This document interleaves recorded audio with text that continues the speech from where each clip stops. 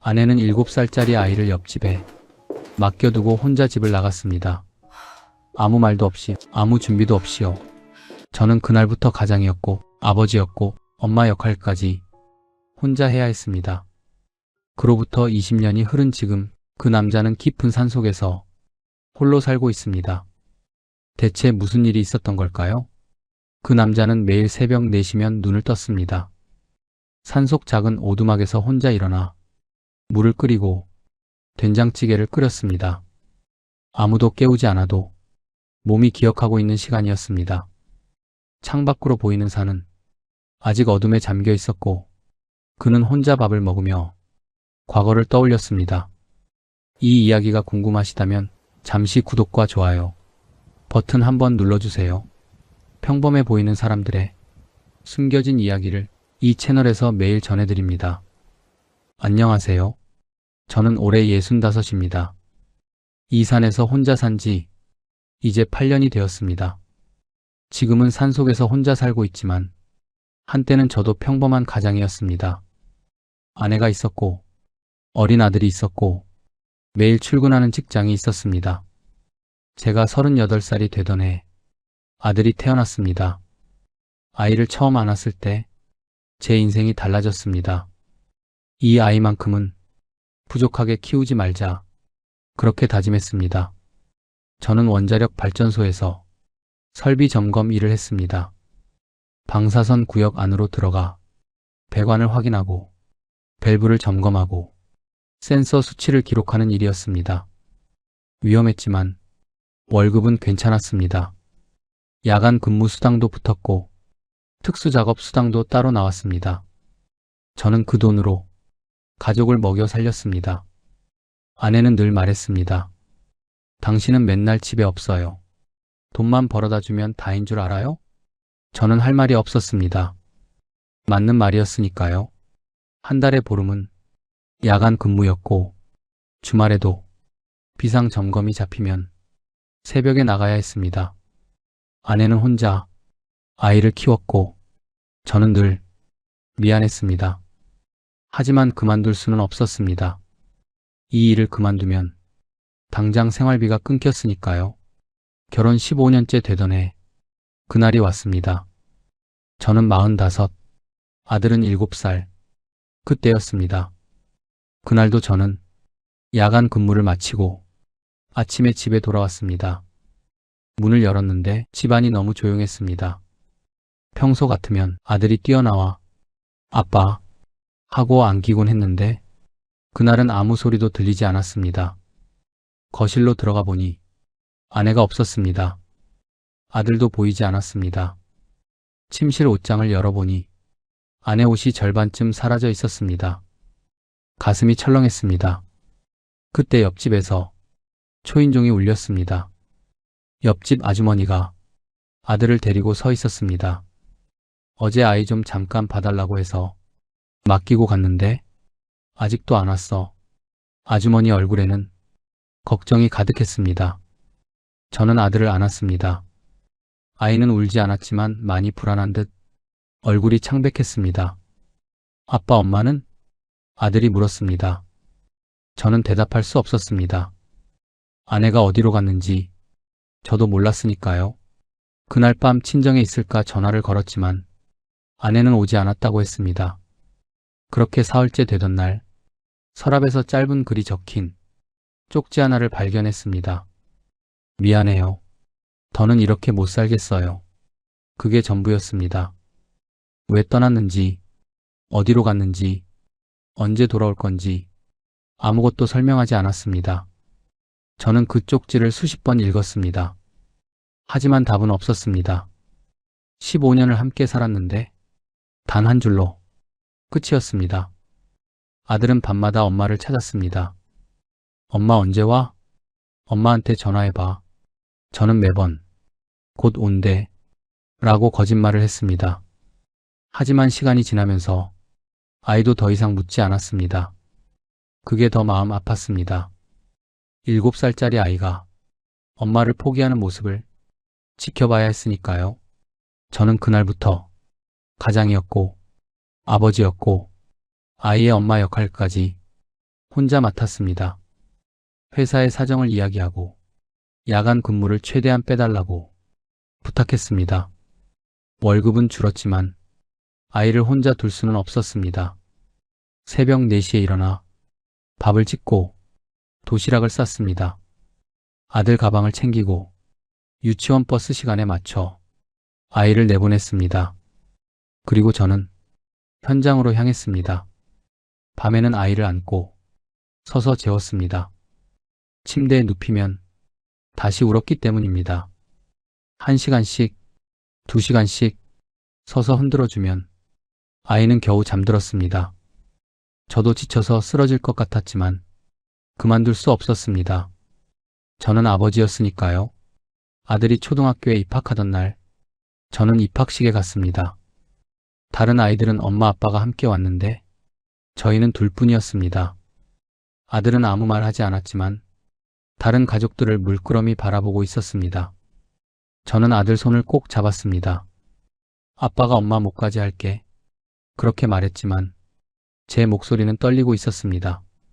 학교가 끝나면 저는 일찍 퇴근해서 아들을 데리러 갔습니다. 다른 엄마들 사이에서 작업복 차림으로 서 있는 게 어색했지만 신경 쓸 겨를이 없었습니다. 아들이 제 얼굴을 보고 환하게 웃어주는 것만으로도 충분했습니다. 집에 돌아오면 저는 서둘러 저녁을 준비했습니다. 냉장고에 있는 재료로 빠르게 만들 수 있는 것들, 그런 것들이었습니다. 아들은 투정 한 번 하지 않고 잘 먹어주었습니다. 가끔 친구 집에 놀러 갔다가 돌아와서는 철순의 엄마는 돈가스도 만들어주고 스파게티도 해준대 라고 말할 때가 있었습니다. 저는 미안했습니다. 아빠가 다음에 해줄게. 하지만 다음은 좀처럼 오지 않았습니다. 학교 준비물을 챙기는 것도 처음엔 어려웠습니다. 알림장에 적힌 대로 색종이, 풀, 가위, 스케치북 하나하나 사서 챙겨주었지만 가끔은 빠뜨릴 때도 있었습니다. 아들이 학교에서 돌아와 아빠 오늘 준비물 안 가져가서 선생님한테 혼났어 라고 말하면 저는 정말 미안했습니다. 다른 엄마들은 다 챙겨주는데 저만 못 챙겨준 것 같아서요. 그래도 저는 포기하지 않았습니다. 메모장을 항상 들고 다니며 아들 말을 적었습니다. 내일 체육복 필요해. 다음 주 소풍가. 미술 시간에 물감 가져가야 돼. 하나하나 적어두고 퇴근길에 마트에 들러 필요한 걸 샀습니다. 주말에는 빨래를 했습니다. 세탁기를 돌리고 빨래를 널고 마른 옷을 개는 일. 처음엔 서툴렀습니다. 아내가 하던 걸 지켜만 봤지 직접 해본 적이 없었으니까요. 색깔별로 분류하는 것도 섬유 유연제를 넣는 타이밍도 처음엔 몰랐습니다. 하지만 차츰 익숙해졌습니다. 아들 옷을 다림질하고 양말을 짝짓고 속옷을 개어 넣는 일이 일상이 되었습니다. 회사 사람들은 물었습니다. 형수님은 어디 가셨어요? 저는 짧게 대답했습니다. 집 나갔습니다. 더 이상 설명하지 않았습니다. 설명할수록 비참해지는 것 같았으니까요. 동료들은 더 묻지 않았습니다. 대신 가끔 힘내세요 라고 어깨를 두드려줬습니다. 그렇게 몇 년이 흘렀습니다. 아들은 초등학교 3학년이 되었고 저는 47살이 되었습니다. 여전히 새벽 4시에 일어나 밥을 짓고 도시락을 쌌습니다. 아들 가방을 챙기고 학교 앞까지 데려다주고 현장으로 출근했습니다. 저녁에는 아들 숙제를 봐주고 같이 책을 읽고 잠자리에 들었습니다. 어느 날 아들이 물었습니다. 아빠, 엄마는 왜 안 와? 저는 잠시 말을 멈췄습니다. 어떻게 설명해야 할지 몰랐습니다. 엄마는 엄마 사정이 있어. 그럼 우리한테 전화라도 하지 그래? 글쎄다. 아빠도 잘 모르겠어. 아들은 더 이상 묻지 않았습니다. 하지만 그날 밤 아들은 이불을 뒤집어 쓰고 조용히 울었습니다. 저는 아들 등을 쓰다듬어주며 함께 울었습니다. 아내에게서는 그 후로도 연락이 없었습니다. 명절에도 아들 생일에도 아무 소식이 없었습니다. 저는 가끔 아내를 원망했습니다. 왜 아이까지 버렸는지 이해할 수 없었습니다. 하지만 동시에 제 탓도 크다는 걸 알고 있었습니다. 결혼 15년 동안 저는 집에 없었고 아내는 혼자였으니까요. 그래도 저는 아들만큼은 절대 버릴 수 없었습니다. 아이는 제 전부였고 제가 버텨야 할 유일한 이유였습니다. 매일 아침 아들 얼굴을 보면 오늘도 하루 버티자 그렇게 다짐했습니다. 회사에서는 승진 이야기가 나왔지만 저는 거절했습니다. 승진하면 출장이 잦아지고 야근이 늘어난다는 걸 알고 있었으니까요. 아들을 혼자 둘 수 없었습니다. 제게 중요한 건 승진이 아니라 아들이었으니까요. 그렇게 저는 하루하루를 버텨냈습니다. 잠이 부족해도 몸이 아파도 멈출 수 없었습니다. 저는 아버지였고 아이에게는 저밖에 없었으니까요. 그렇게 몇 년을 더 버텼습니다. 아들은 초등학교를 졸업하고 중학생이 되었습니다. 아들도 이제 컸지만 여전히 제 손길이 필요했습니다. 그러던 어느 날 고향에서 전화가 왔습니다. 아버지의 병세가 많이 깊어졌다는 소식이었습니다. 산골 시골에 혼자 계셨고 병원도 제대로 못 다니고 계셨습니다. 전화를 끊고 한참을 멍하니 앉아 있었습니다. 아버지는 제가 어렸을 때 가족을 위해 평생을 일하신 분이었습니다. 등 굽은 채 논밭을 일구고 산에서 나무를 하시며 저를 키우셨습니다. 저는 고민하지 않았습니다. 회사에 휴직계를 냈습니다. 아버지가 편찮으십니다. 당분간 쉬어야 할 것 같습니다. 상사는 난색을 표했지만 저는 물러서지 않았습니다. 아들에게 말했습니다. 할아버지가 많이 편찮으시대. 우리 시골로 내려가서 할아버지 모시고 살아야 할 것 같아. 아들은 잠시 망설이다 고개를 끄덕였습니다. 응 아빠, 할아버지 보러 가자. 짐을 꾸렸습니다. 도시 생활을 정리하고 아들 전학 서류를 준비하고 고향으로 향했습니다. 차를 타고 구불구불한 산길을 오르는 동안 창밖으로 보이는 풍경이 낯설면서도 익숙했습니다. 아버지가 계신 집은 산 중턱에 있었습니다. 대문을 열고 들어서니 아버지가 마루에 앉아 계셨습니다. 제가 떠난 지 20년이 지났는데 아버지는 그동안 더 많이 늙으셨습니다. 허리는 더 굽었고 얼굴엔 주름이 깊었습니다. 아버지, 제가 부르자 아버지는 천천히 고개를 트셨습니다. 왔구나. 그 한마디에 목이 메었습니다. 아버지는 기침을 자주 하셨고 밤이 되면 숨소리가 거칠었습니다. 병원에 모시고 가니 의사는 말했습니다. 많이 늦으셨습니다. 이제는 편히 계시게 하는 게 최선입니다. 저는 아버지를 모시기로 했습니다. 도시는 늘 숨이 막혔는데 산에 오니 밤에 처음으로 깊이 잠들었습니다. 낮에는 아버지 식사를 챙기고 약을 드리고 몸을 씻겨드렸습니다. 밤에는 아들 숙제를 봐주고 학교 준비를 시켰습니다. 아들은 시골 학교에 적응했습니다. 반 아이들이 5명밖에 안 됐지만 아들은 금방 친구를 사귀었습니다. 방과 후에는 할아버지 옆에 앉아 학교에서 있었던 일을 이야기해드렸습니다. 아버지는 손자 이야기를 들으며 조용히 웃으셨습니다. 참 착하게 컸구나. 아버지 덕분입니다. 네가 잘 키운 거지. 아버지는 가끔 과거 이야기를 하셨습니다. 네 어머니가 살아계셨으면 손자 얼굴 보고 얼마나 좋아했을까. 어머니는 제가 20살 때 돌아가셨습니다. 아버지는 그 후로 혼자 사셨습니다. 아버지 외로우셨죠? 괜찮았어. 너처럼 혼자 아이 키우는 것보단 나았지. 아버지는 제 손을 꼭 잡으셨습니다. 고생이 많구나.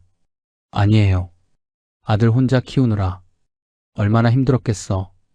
저는 대답하지 못했습니다. 아버지 앞에서 눈물을 보이고 싶지 않았으니까요. 계절이 바뀌었습니다. 봄이 가고 여름이 왔습니다. 아버지는 점점 약해지셨습니다.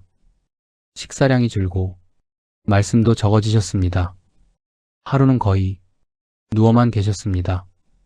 그래도 아들이 학교에서 돌아오면 힘을 내서 일어나 앉으셨습니다.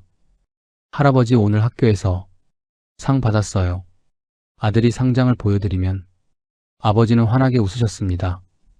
어느 가을날 아버지가 저를 부르셨습니다. 내가 이제 얼마 못 갈 것 같구나. 그런 말씀 마세요. 아니다. 알아. 내 몸은 내가 안다. 아버지는 천천히 말씀하셨습니다. 고맙다. 끝까지 지켜줘서 제가 해야 할 일이었어요. 우리 손주도 너처럼 착하게 잘 컸어. 아버지 목소리는 점점 작아졌습니다. 우리 손주 부족함 없이 네가 잘 키워라. 그게 너한테 남은 가장 큰 일이다. 네, 아버지. 그리고 며칠 뒤 아버지는 조용히 눈을 감으셨습니다. 아버지 장례를 치렀습니다.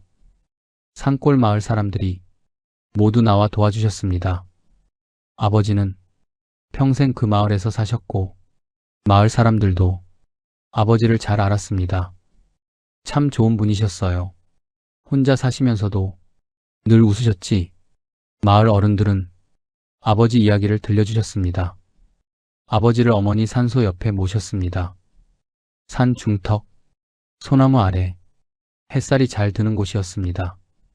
아들과 함께 절을 올렸습니다. 할아버지, 편히 쉬세요. 아들이 말했습니다. 저는 아무 말도 할 수 없었습니다. 그저 묵묵히 절을 올렸습니다.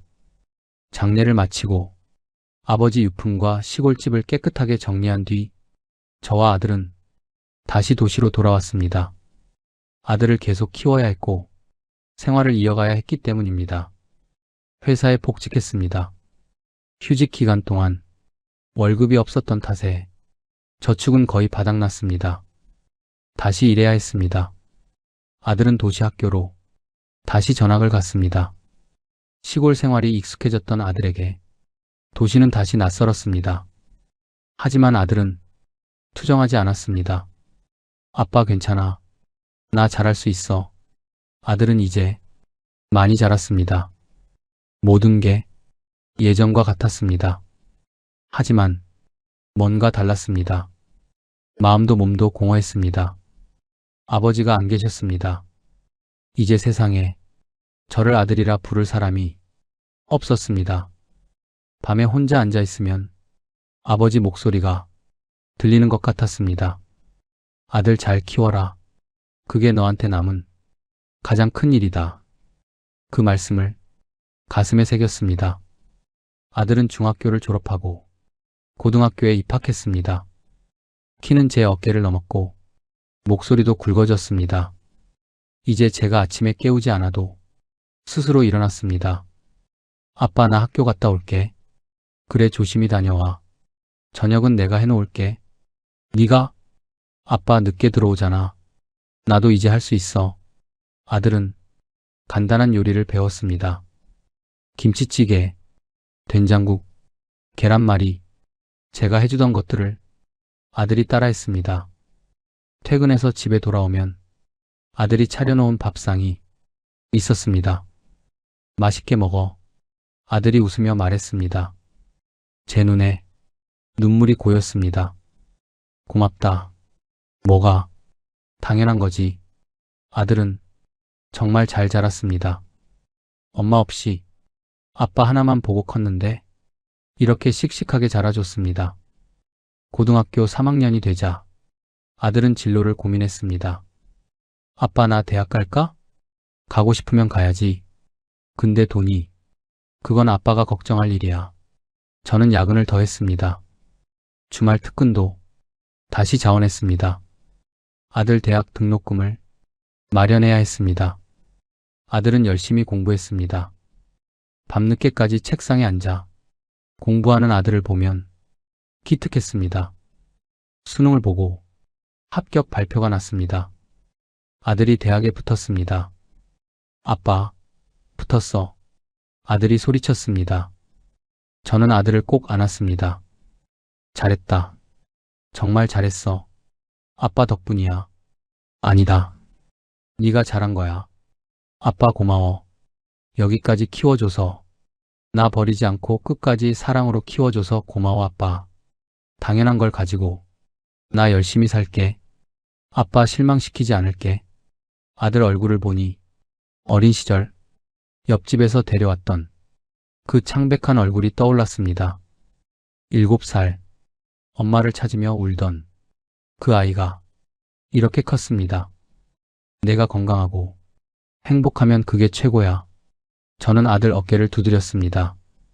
아들은 대학에 다니며 아르바이트도 시작했습니다. 아빠한테 부담 주기 싫어. 괜찮아. 아빠가 벌어. 그래도 나도 이제 컸잖아. 내 용돈은 내가 벌고 싶어. 저는 말리지 않았습니다. 아들이 스스로 선택한 일이었으니까요. 그렇게 시간이 흘렀습니다. 아들은 대학을 다니고 저는 여전히 원자력 발전소에서 일했습니다. 하지만 제 몸은 예전 같지 않았습니다. 허리가 아프고 무릎이 시큰거렸습니다.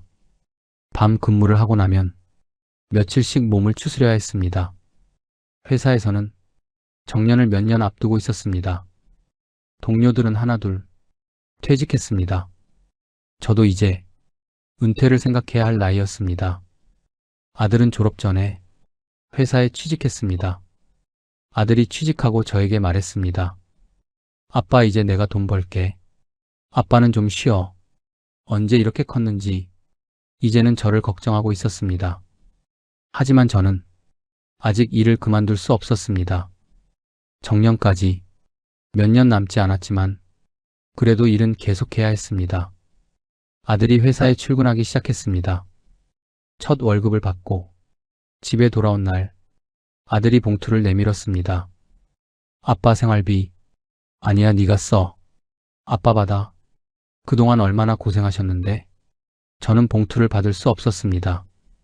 아들은 우겼지만 저는 받지 않았습니다. 대신 아들 손을 꼭 잡았습니다. 네가 잘 사는 게 아빠한테 가장 큰 효도야. 몇 달 후 아들이 말했습니다. 아빠 나 독립하려고. 독립? 응. 회사 근처에 작은 원룸 하나 얻으려고. 순간 가슴이 덜컥 내려앉았습니다. 하지만 내색하지 않았습니다. 그래, 그게 좋겠다. 아빠 괜찮아? 당연하지. 내 나이면 독립해야지. 얼마 뒤 아들은 바로 살 곳을 구했다며 짐을 싸기 시작했습니다. 옷가지와 책과 작은 살림살이들 그렇게 많지 않았습니다. 이사 가는 날 저는 아들을 도왔습니다. 원룸은 작았지만 깨끗했습니다. 여기서 잘 지내. 응 아빠. 자주 올게. 아들을 두고 집으로 돌아왔습니다. 집은 너무 조용했습니다. 현관문을 열어도 아빠 왔어요? 하는 소리가 없었습니다. 저녁을 차려도 마주 앉아 먹을 사람이 없었습니다. 20년 넘게 아들과 단둘이 살았습니다. 아들을 챙기는 게 제 전부였습니다. 그런데 이제 아들이 없었습니다. 혼자 밥을 먹었습니다. 혼자 텔레비전을 봤습니다. 모든 게 혼자였습니다. 회사에서 퇴근하면 빈집으로 돌아왔습니다. 불을 켜도 집은 여전히 어두웠습니다. 아들 방문을 열어보면 텅 빈 책상과 빈 옷장만 있었습니다. 주말이면 아들이 가끔 찾아왔습니다. 하지만 아들이 돌아가고 나면 집은 다시 고요해졌습니다. 어느 날 거울을 보니 낯선 사람이 서 있었습니다. 머리는 하얗게 새고 얼굴엔 주름이 깊었습니다. 언제 이렇게 늙었는지 저도 몰랐습니다.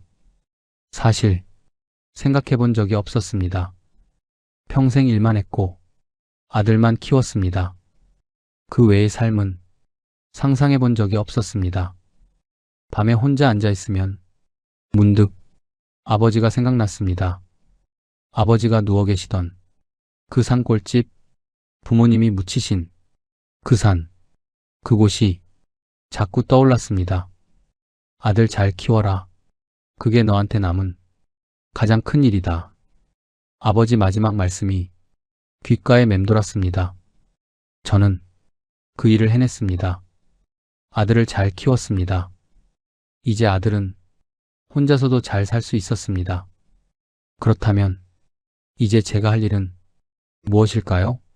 도시에서 혼자 늙어가는 것, 그게 제 남은 삶의 전부일까요? 창밖을 보았습니다. 빌딩과 자동차와 사람들로 가득한 도시였습니다. 하지만 제 마음속엔 산이 있었습니다. 그 산, 그곳이 자꾸만 그리웠습니다. 정년퇴직 날짜가 다가왔습니다. 회사를 나서는 날 뒤돌아보지 않았습니다. 30년을 다닌 곳이었지만 미련은 없었습니다. 정년퇴직을 하고 집으로 돌아왔습니다. 빈집에 혼자 앉아 창밖을 바라봤습니다. 아, 이제 나는 뭘 해야 하지? 그래, 아버지 집이 있는 산으로 가자. 아버지와 아들과 함께 산을 오르던 날들, 시골 마당에 평상을 펴고 셋이 마주 앉아 밥을 먹던 그 시간들, 아버지는 손자 손을 잡고 산길을 천천히 걸으셨습니다.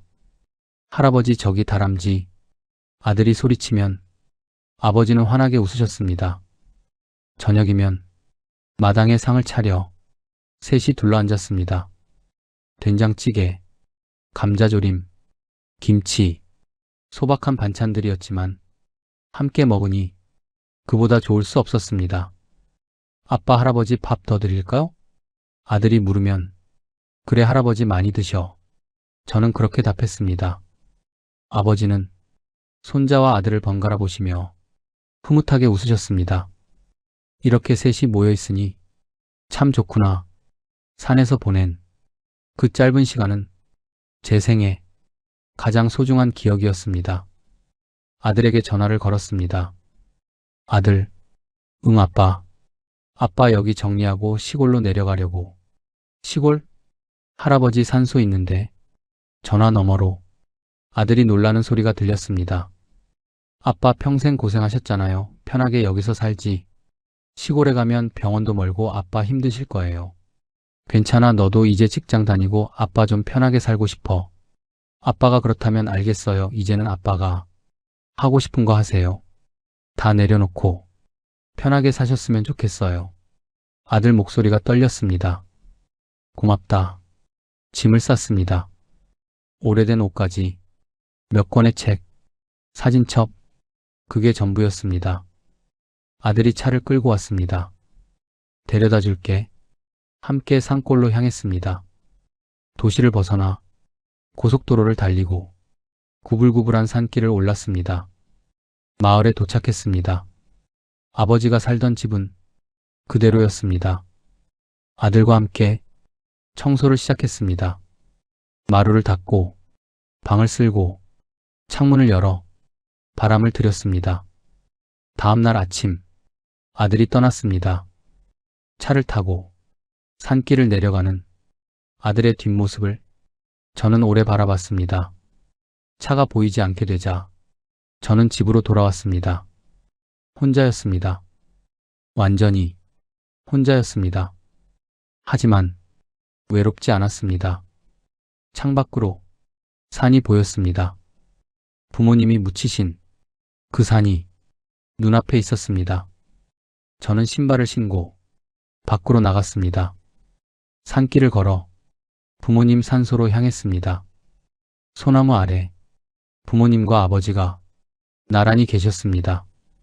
아버지, 제가 왔습니다. 무릎을 꿇고 저를 올렸습니다. 이제 여기서 아버지 곁에서 살겠습니다. 바람이 불어왔습니다.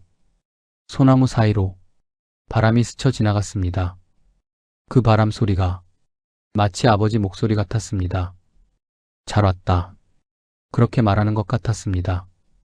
산길을 천천히 내려왔습니다. 이 길을 아버지와 아들과 함께 걸었던 기억이 났습니다.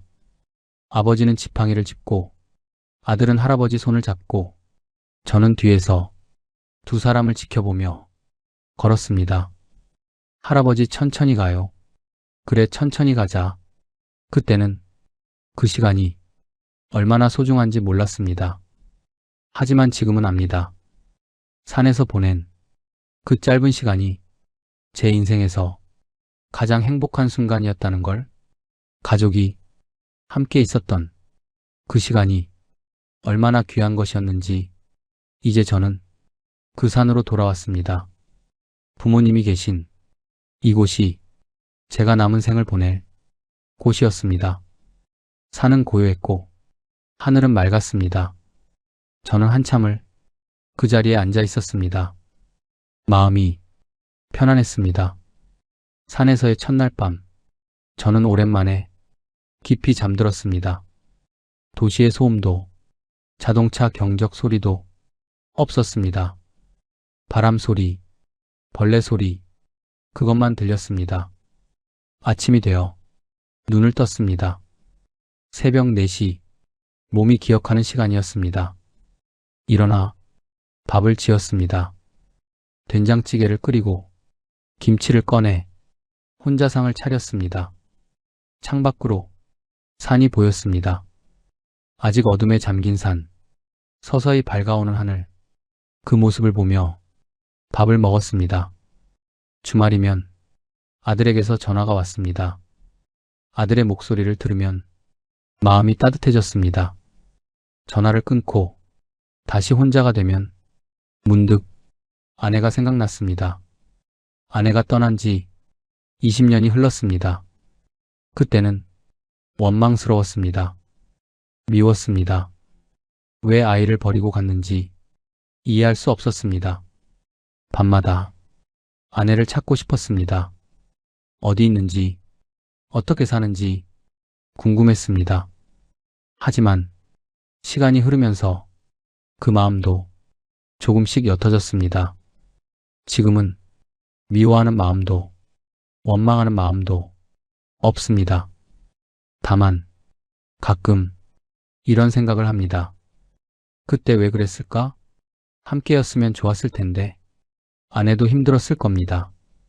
혼자 아이를 키우고 혼자 집을 지키고 늘 혼자였으니까요. 제가 집에 더 자주 있었다면, 아내 말을 더 들어줬다면 어땠을까요? 하지만 되돌릴 수는 없습니다. 다만 이제는 압니다. 우리 아들이 건강하게 잘 자라준 것, 그것만으로도 충분하다는 것을. 제가 잘 키웠습니다. 혼자서 아들을 잘 키웠습니다. 아들은 이제 훌륭한 어른이 되었고 제 앞가림을 하며 살고 있습니다. 그것으로 저는 만족합니다. 마당에 앉아 산을 바라봤습니다. 산은 늘 그 자리에 있었습니다. 변하지 않고 묵묵히 저를 지켜봐 주었습니다. 마치 부모님처럼 말없이 받아주고 아무 조건 없이 머물게 해주었습니다. 부모님 산소에 올라 저를 올렸습니다. 어머니, 아버지, 아들이 잘 자랐습니다. 이제 저도 편히 살겠습니다. 바람이 불어왔습니다. 소나무 사이로 바람이 스쳐 지나갔습니다. 그 바람이 부모님의 대답 같았습니다. 저녁이 되면 마당에 앉아 별을 봤습니다. 도시에서는 별이 보이지 않았습니다. 하지만 이곳에서는 하늘 가득 별이 빛났습니다. 평생을 바쁘게 살았습니다. 쉴 틈 없이 일했고 아들을 키웠습니다. 하지만 이제는 천천히 제 시간을 살 수 있었습니다. 아무도 저를 재촉하지 않았고 아무도 저를 필요로 하지 않았습니다. 그게 외롭지 않고 오히려 편안했습니다. 밤이 되어 집 안으로 들어갔습니다. 불을 켜고 차를 끓여 마셨습니다. 창밖으로 어두운 산이 보였습니다. 저는 이곳이 좋습니다. 부모님이 계시고 아버지가 계시고 제 추억이 있는 이곳이 좋습니다. 평생 무언가를 위해 살았습니다. 가족을 위해, 아들을 위해 살았습니다. 이제는 저를 위해 살고 싶습니다. 이 산에서, 부모님 곁에서 조용히 남은 생을 보내고 싶습니다. 그것이 제가 원하는 삶입니다. 산에서 사는 것이 늘 편한 건 아닙니다. 겨울이 되면 춥습니다. 난방을 해도 집안이 쉽게 따뜻해지지 않습니다. 장을 보러 가려면 산길을 한참 내려가야 하고, 비가 오면 길이 미끄럽습니다. 밤이 되면 깜깜합니다. 가로등 하나 없는 산골의 밤은 칠흑 같습니다. 몸이 아플 때도 있습니다. 병원이 멀어 쉽게 갈 수 없습니다. 하지만 저는 이곳이 좋습니다. 아침에 눈을 뜨면 새소리가 들립니다. 창문을 열면 맑은 공기가 들어옵니다. 산을 바라보면 마음이 편안해집니다. 나무는 늘 그 자리에 있고, 산은 늘 저를 받아줍니다. 자연은 아무것도 요구하지 않습니다. 빨리 가라고도, 무엇을 하라고도 재촉하지 않습니다. 그저 거기 있어 주기만 합니다. 그것만으로 충분합니다. 평생 무언가를 쫓아 살았습니다. 돈을 벌어야 했고, 아들을 키워야 했고, 책임을 져야 했습니다. 멈출 수 없었습니다. 하지만 이제는 멈춰도 됩니다. 천천히 걸어도 누구도 뭐라 하지 않습니다. 하루 종일 아무것도 하지 않아도 괜찮습니다. 그게 자유입니다. 저는 이제 압니다. 인생에서 가장 중요한 것은 무엇을 얼마나 이루었느냐가 아니라 어떻게 살았느냐라는 것을. 제 인생이 화려하지는 않았습니다. 큰 성공도 없었고 많은 돈을 번 것도 아닙니다. 하지만 최선을 다했습니다. 아들을 잘 키웠고 부모님을 모셨고 책임을 다했습니다. 그것으로 충분합니다. 이 산이 저는 좋습니다. 부모님이 생각나기 때문입니다. 아버지와 함께 걸었던 그 길, 아들과 함께 올랐던 그 산, 모든 기억이 이곳에 있습니다. 해가 지면 마당에 앉아 노을을 봅니다. 빨갛게 물드는 하늘, 천천히 어두워지는 산, 고요히 흐르는 시간, 그 속에서 저는 평안합니다. 평생을 누군가를 위해 살았습니다. 이제는 저를 위해 삽니다. 산이 주는 평온함 속에서 하루하루를 감사하며 삽니다. 이것이 제가 선택한 삶입니다. 여러분도 삶이 힘들 때 잠시 멈춰서서 주변을 둘러보시기 바랍니다. 자연은 늘 그 자리에서 우리를 기다리고 있습니다. 조용히, 평온하게 우리를 받아주고 있습니다. 그것을 잊지 마시기 바랍니다. 이야기가 마음에 닿으셨다면 구독과 좋아요로 응원해주세요. 어디에서 듣고 계신지 댓글로 남겨주시면 더 반갑게 인사드릴게요. 끝까지 시청해주셔서 감사합니다. 돈으로 계산당한 내 아들. 그날 나는 결심했다. 30년 넘게 혼자 키운 아들이 오늘 상견례 자리에서 예비 사돈에게 돈으로 계산당하고 있었습니다. 저는 예비 사돈이 될 여자의 말을 듣고 있었습니다. 아들의 나이가 많다는 말, 돈을 많이 못 모았다는 말, 집도 없다는 말, 하나하나 짚어가며 아들을 깎아내리는 말들이었습니다. 그리고 마지막 한마디. 우리 딸이 양보한 거예요. 조건만 보면 미연이가 더 낫잖아요.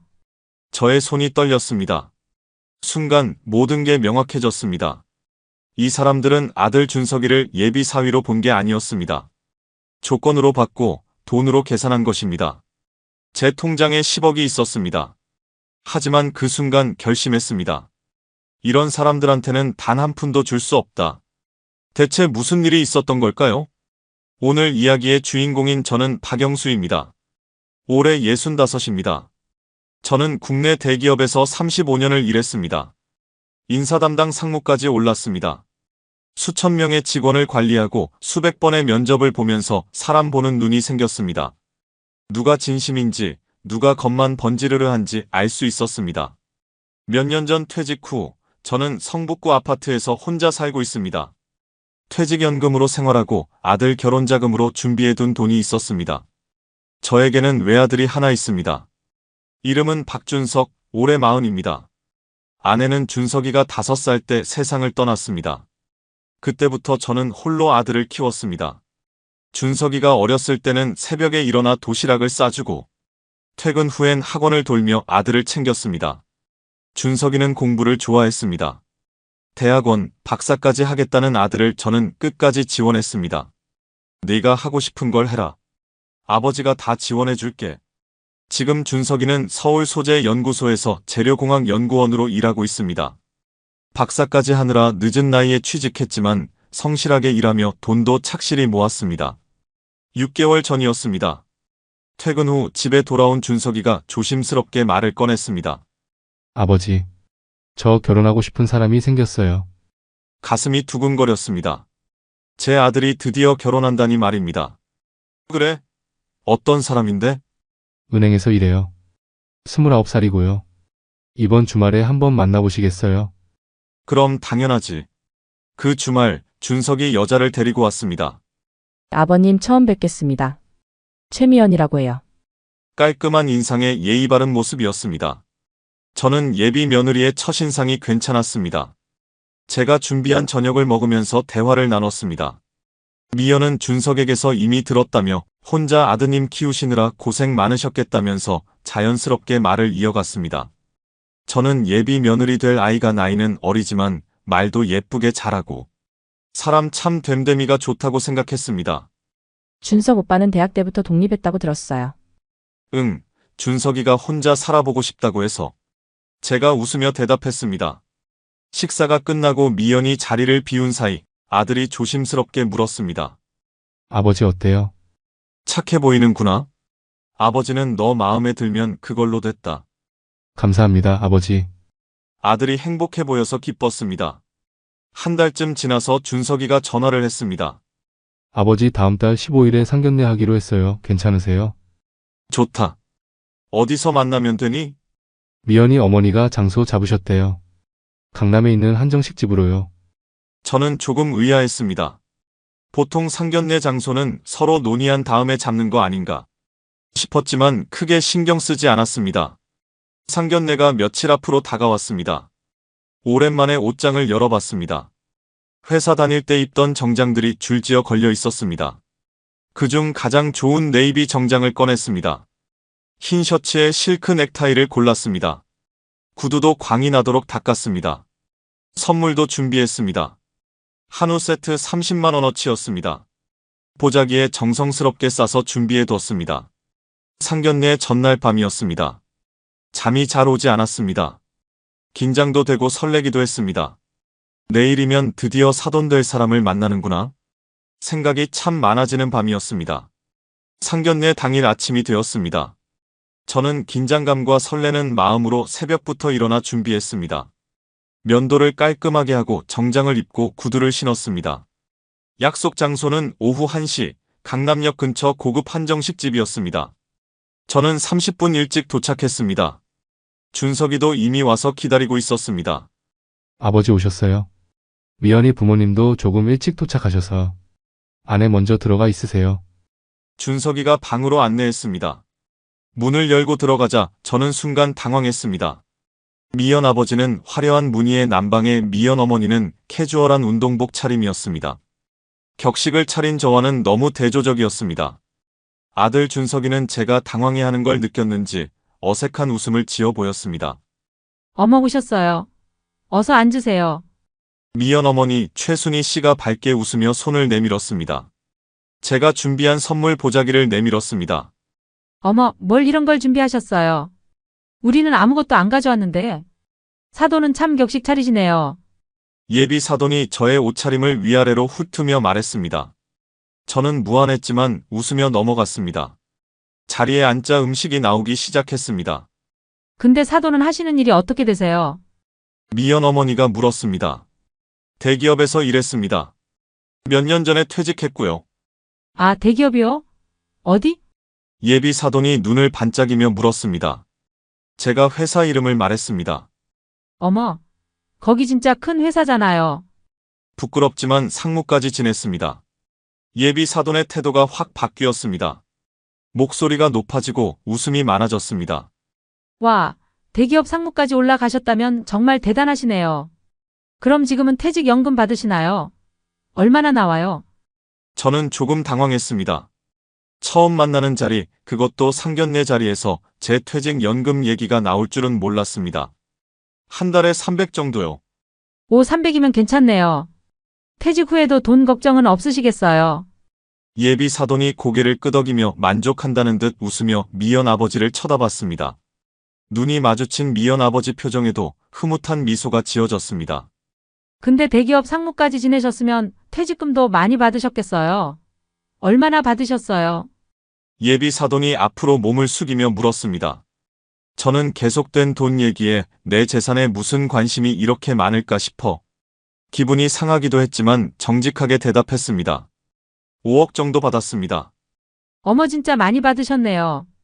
손뼉을 짝 치며 뛸 듯이 기뻐하는 예비 사돈의 눈빛이 반짝였습니다. 제 돈이냥 좋아하는 모습에 순간 화가 치밀어 올랐지만 아들 준석이와 예비 며느리의 굳은 표정을 보고 이내 억지로 미소 지었습니다. 우리 사돈 되실 분께서는 노후에 충분히 여유가 있으시네요. 예비 사돈의 얼굴에 미소가 번졌습니다. 저희는 강북에서 조그마한 중식당을 운영해요. 자영업자라 퇴직금 같은 건 없어요. 사돈은 참 좋으시겠어요.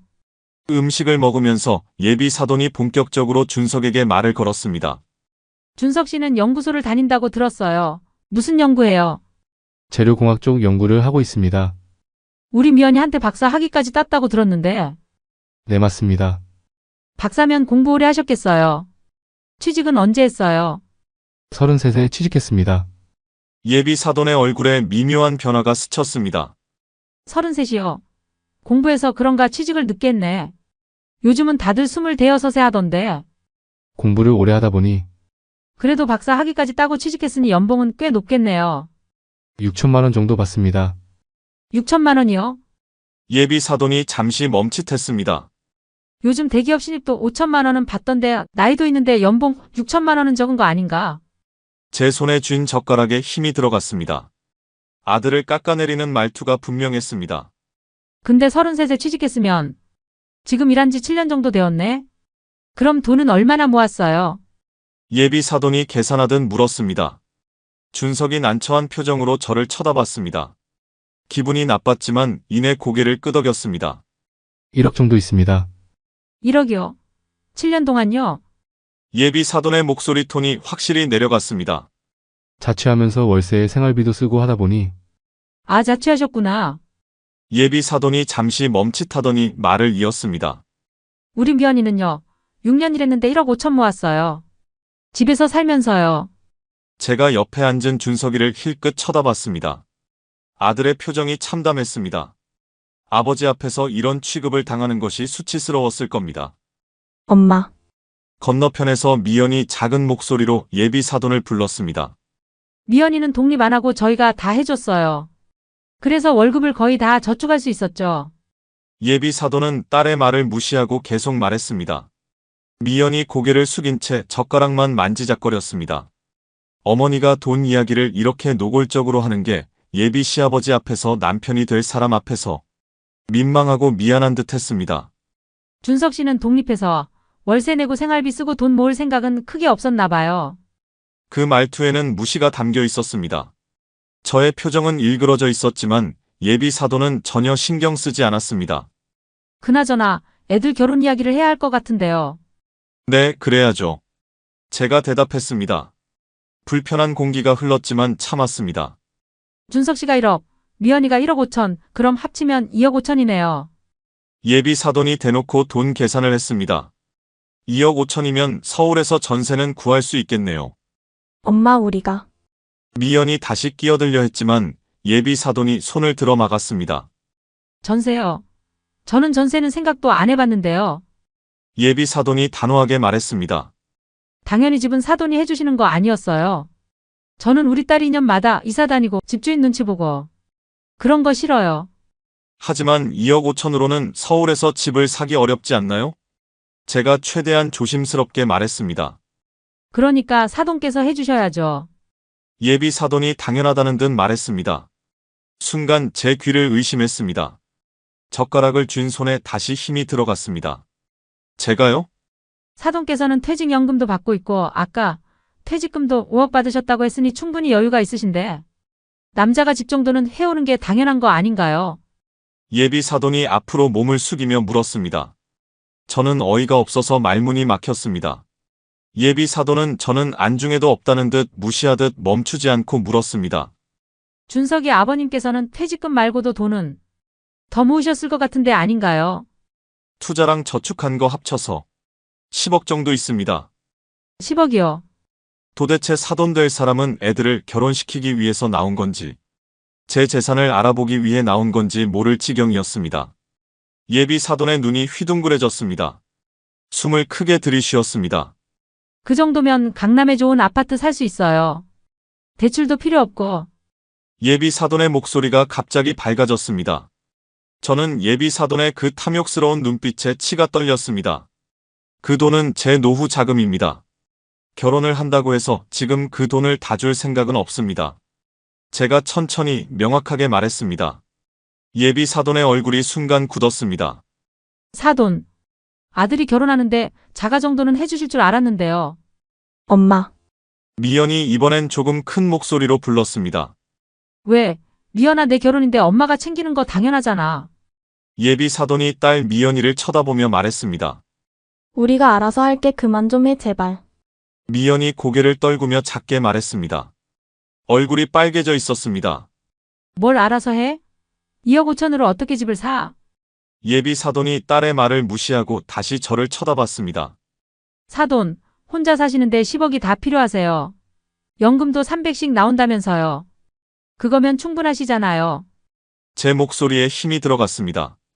제 재산을 어떻게 쓸지는 제가 결정할 문제입니다. 죄송하지만 예비 사돈께서 제 재산에 대해 이렇게 말씀하시는 건 무례하다고 생각합니다. 예비 사돈의 얼굴이 굳었습니다. 하지만 물러서지 않았습니다. 요즘 다들 그렇게 해요. 부모님들이 자식 결혼시킬 때 전 재산 털어서. 저는 그렇게 하지 않습니다. 제가 단호하게 잘라 말했습니다. 준석이 옆에서 고개를 떨궜습니다. 미연은 눈시울이 붉어져 있었습니다. 그럼 애들이 전세로 시작해야 하는데요. 전세로 시작하면 안 되는 이유가 있습니까? 제가 물었습니다. 안 됩니다. 예비 사돈이 목소리를 높였습니다. 신혼집은 무조건 내 집이어야 해요. 저는 우리 딸이 전세 살면서 고생하는 거 못 봐요. 전세금 올려달라. 그런 거 신경 쓰고. 예비 사돈이 물을 한 모금 마시고 말을 이었습니다. 사돈, 솔직히 말씀드릴게요. 저는 조용히 듣고 있었습니다.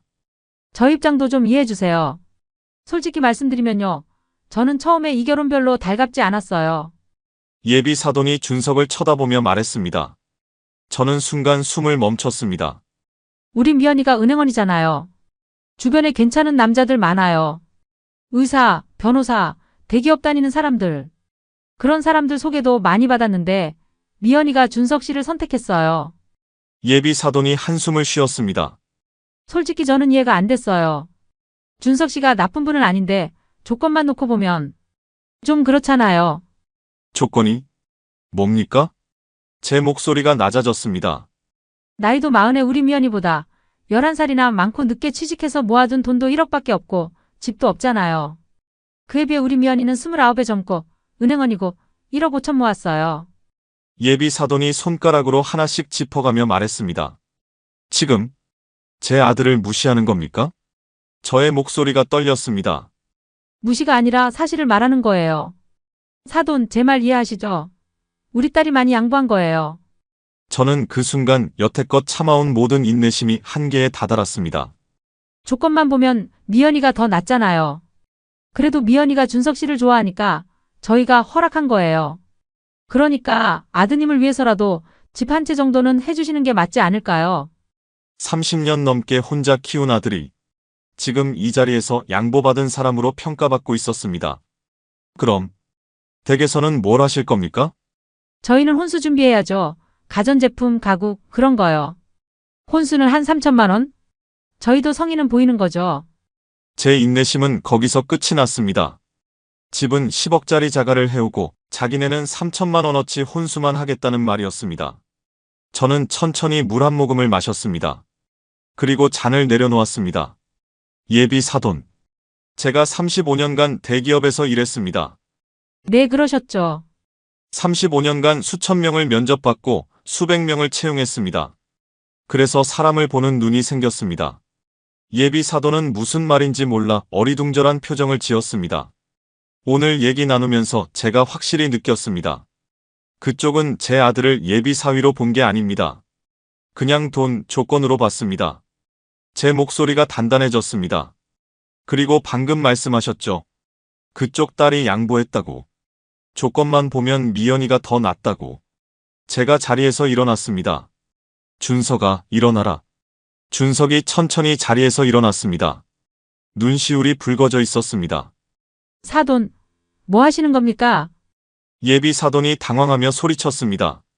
저는 오늘 확실히 깨달았습니다. 이런 집안과는 사돈 못 맺겠습니다. 지금 무슨 말씀을 하시는 거예요? 이런 집안이라뇨. 예비 사돈이 벌떡 일어났습니다. 제가 예비 사돈을 똑바로 쳐다봤습니다. 그리고 천천히 또박또박 말했습니다. 제 통장에 1억이 있든 10억이 있든 단 한 푼도 보태줄 생각 없습니다. 당신네들 같이 돈 보고 조건 보고 하는 집안과는 추호도 엮일 생각 없습니다. 제 목소리에 힘이 실렸습니다. 제 아들을 그것도 당사자 앞에서 양보받은 사람으로 만들고 저희 생각은 어떤지 조금도 묻지 않고 조건부터 따지고 돈 계산하는 당신 같은 사람들한테는요. 아니, 능력이 되시면 자식들 도와주실 수도 있는 거 아닌가요? 저도 제 아들한테 주는 거지 사돈한테 주는 게 아니에요. 제가 힘주어 대답했습니다. 제 아들이 댁 따님보다 어디가 못합니까? 공부하느라 33세 취직한 게 뭐가 잘못입니까? 7년 동안 혼자 살면서 1억 모은 게 적습니까? 댁 따님은 6년 동안 집에 얹혀 살면서 1억 5천 모았는데 제 아들은 월세 내고 생활비며 제 쓸 거 다 쓰면서 1억 모았습니다. 예비 사돈을 똑바로 쳐다보며 말했습니다. 그리고 제 아들이 조건은 안 좋은데 댁 따님이 좋아한다고 해서 양보했다고요? 그럼 양보하지 마세요. 이 결혼 안 하는 게 맞습니다. 제가 아들 준석의 팔을 잡으며 말했습니다. 일어나 가자 준석아. 아들 준석이는 힘없이 일어났습니다. 걸어서 나오는 길에 뒤에서 들려오는 예비 며느리 미연이의 흐느끼는 울음소리와 아직도 뭐가 잘못된 거지 모르겠다는 듯한 예비 사돈의 소리치는 목소리가 들렸지만 마치 아무것도 들리지 않는다는 듯 아랑곳하지 않고 저희는 그냥 나왔습니다. 복도를 지나 엘리베이터를 타고 1층으로 내려왔습니다. 주차장으로 걸어가는데 준석이가 조용히 말했습니다. 아버지 죄송해요. 저는 걸음을 멈추고 아들을 쳐다봤습니다. 뭐가 미안하냐? 저런 분들인 줄 몰랐어요. 너는 잘못한 게 하나도 없다. 너는 네가 하고 싶은 공부를 열심히 해서 박사학위까지 받았고 지금 네 분야에서 인정받고 있으니 나에게 있어서 부족한 것 하나 없는 자랑스러운 아들이다. 제가 아들의 어깨를 잡았습니다. 저런 사람들이랑 사돈 맺으면 너는 평생 무시당하며 살 거다. 명절 때마다 집안 행사 때마다 지금보다 더 요구할 거고 아버지는 그거 못 본다. 내가 얼마가 있든 그건 너를 위해 다 쓸 수 있어. 하지만 저런 사람들한테 단 한 푼도 쓰고 싶지도 주고 싶지도 않구나. 준석이의 눈에서 눈물이 하염없이 흘렀습니다. 눈에 넣어도 아프지 않을 내 아들 준석이. 엄마 없이 컸다고 무시받지 못하게 온 사랑으로 키워온 내 아들 준석이. 지금은 힘들겠지만 너는 현명하게 잘 이겨낼 거다 저는 마음속으로 생각했습니다. 며칠 후 미연에게서 아들 준석에게 전화가 왔습니다. 미연아 미안해. 너희 부모님이 나를 어떻게 보는지 알았어. 조건 안 좋은 사람 내가 양보해서 만나주는 사람. 미안하지만 결혼은 두 사람만 하는 게 아니야. 잘 지내고 좋은 사람 만나. 준석이 전화를 끊었습니다. 그리고 시간은 흘러 1년이 지났습니다. 아들 준석은 새로운 사람을 만났습니다. 같은 연구소 후배인 김수진 35살이었습니다. 상견례 날 수진의 부모님은 정중했습니다. 사돈, 안사돈이 안 계시다고 들었는데 아드님을 정말 훌륭히 잘 키우셨어요. 정말 대단하십니다. 비록 제 딸이 부족한 게 있더라도 예쁘게 봐주세요. 그제서야 저는 마음이 놓였습니다. 준석과 수지는 결혼했습니다. 두 사람은 각자 가지고 있는 돈을 합쳐 전세를 구하고 혼수를 했습니다. 아버지 저희 안 도와주셔도 돼요. 처음엔 조금 힘들어도 저희끼리 시작해보려고요. 아버지 돈은 아버지가 쓰세요. 저는 아들과 며느리에게 3억 원을 줬습니다. 결혼 축의금 명목으로. 아들과 며느리의 마음 씀씀이와 됨됨이가 고맙기도 기특하기도 했습니다. 나머지는 제가 갖고 있습니다. 노후 자금으로 그리고 나중에 손주를 위해. 지금도 친구들이 묻습니다.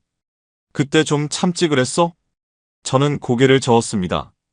준석이가 그런 집안이랑 결혼했으면 평생 무시당하며 살았을 거야. 내 돈만 보고 계속 더 요구했겠지. 그때 참지 않은 게 얼마나 다행인지 몰라. 저는 오늘도 아들 부부를 만나러 갑니다. 함께 저녁을 먹고 이야기를 나누고 웃습니다.